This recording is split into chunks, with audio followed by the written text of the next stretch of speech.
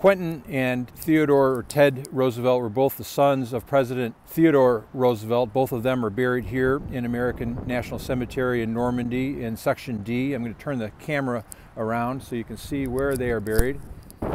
In the middle, you see Theodore Roosevelt. He was the oldest son of President Roosevelt. He landed at Utah Beach. He was also the assistant division commander of the 4th ID.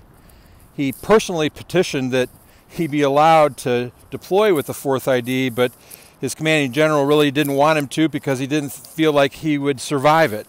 He had some health problems. He also knew that he led from the front, but he reluctantly approved General Roosevelt's request. He was one of the first off of the landing craft on Utah Beach. He was a mile off course.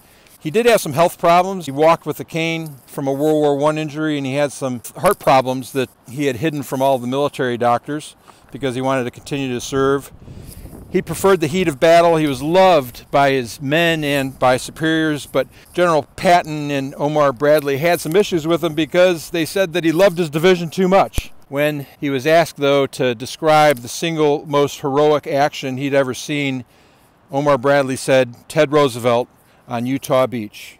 And Bradley had selected him for promotion to 2-star Major General and command of the 90th Infantry Division. Theodore Roosevelt, Ted, died of heart attack on July 12th on the battlefield. He was 56 years old.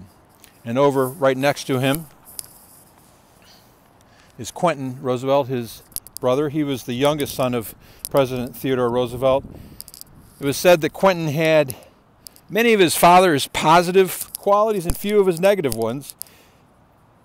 He was a U.S. Army Air Corps pursuit pilot in World War I. He was extremely popular with his fellow pilots. He was daring and said to be notoriously brave. He was killed over France. He was shot down by Lieutenant Carl Tom, who was one of the greatest flying aces of the war.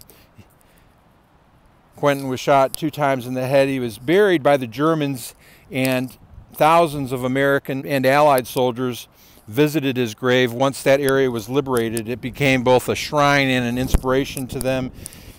It was very difficult for President Teddy Roosevelt to accept. It actually just crushed him. He never fully recovered, and 6 months later, Teddy himself would pass away. Quentin was exhumed from Chambéry here to Normandy to be buried with his brother Ted.